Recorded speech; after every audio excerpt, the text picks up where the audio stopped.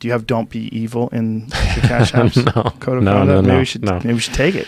It's No. open. It's free now. One of our like equivalent operating principles within Cash and Square is how do we understand someone's struggle? Like, how do we understand, like, how do we have the empathy for like what they're struggling with? And like, when it comes to finance, they're struggling with a lot. Yeah. Typically they're struggling with a ton. What was the thought process with, I mean, one of the things that's kind of cool about the Cash App is that you can buy and sell Bitcoin with it. Yeah. Are you guys going to consider other forms of cryptocurrency as well? Not right now. So back to the internet, I believe the internet will have a native currency. Really? It'll have a native currency. And I don't know if it's Bitcoin. I think it will, because just given all the tests it's been through and the principles behind it, how it was created, and it was something that was born on the internet, that was developed on the internet, that it was tested on the internet. It is of the internet. And the reason we enabled the purchasing of Bitcoin within the Cash App is, one, we want to learn about the technology and we want to put ourselves out there and take some risk. We're the first publicly traded company to actually offer it as a service. We're the first publicly traded company to talk to the SEC about Bitcoin and what that means. And it made us uncomfortable. We had to really understand what was going on, and that was critical and important. And then the second thing is that we would love to see something become a global currency. It enables more access. It allows us to serve more people. It allows us to move much faster around the world.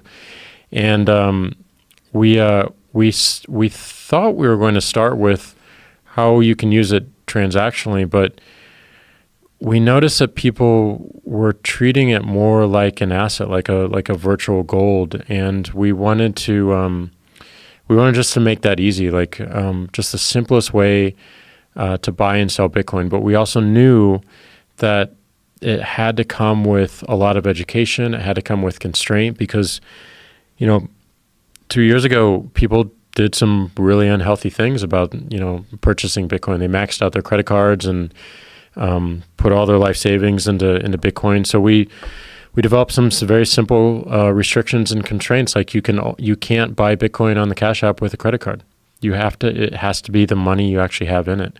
And we look for day trading, which we discourage and shut down. Like that's not what we were trying to build. That's not what we were trying to optimize for.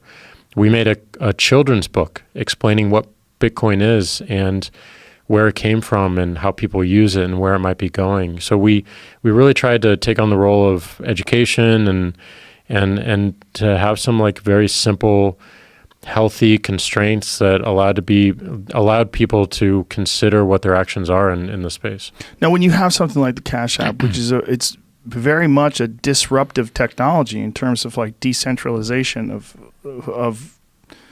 banks and currency, and to have it where everything is going right at, you're direct depositing a paycheck right in the app if you so choose. And then you could also buy Bitcoin, which is another disruptive technology. I mean, this is another step towards this sort of new way of doing things. Yeah. And is there pushback from any companies, or is there? Oh yeah. I mean, like you just look at like some of the major banks and their consideration around Bitcoin. They all love blockchain because of the efficiencies it can create for their business and potentially new business lines. But I think there is Explain blockchain for people who don't know what we're talking about. Blockchain is a distributed ledger, and what that means is that it's basically a distributed database where the source of truth can be verified at any point around the network, and you can see this annotation around how content or how around money like traveled. So you don't have to go to an institution to get the records. There's no centralized check. There's no centralized control over it. And I think that is threatening. It's certainly threatening to certain services behind banks and financial institutions. It's threatening to some governments as well.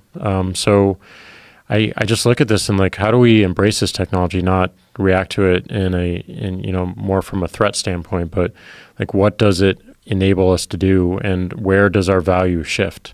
And that's what we should be talking about right now, is like how our value shifts. And there's always really strong answers to that question. But if you're not willing to ask the question in the first place, you will become irrelevant, because technology will just continue to march on and make you irrelevant. And it's the people that like are growing up with this technology, or born with the technology, only knowing that technology, or are asking the tough questions of themselves that they're going to be super disruptive to their business, and they're thinking about it right now, and they're taking actions. And we're doing that at Square, and we're doing that at Twitter, and like that to me represents longevity. That represents our ability to thrive. And we got to push ourselves. We got to make ourselves uncomfortable, and we got to disrupt what we held sacred and what we think is success today, because otherwise it's not going to be bigger than what we have today.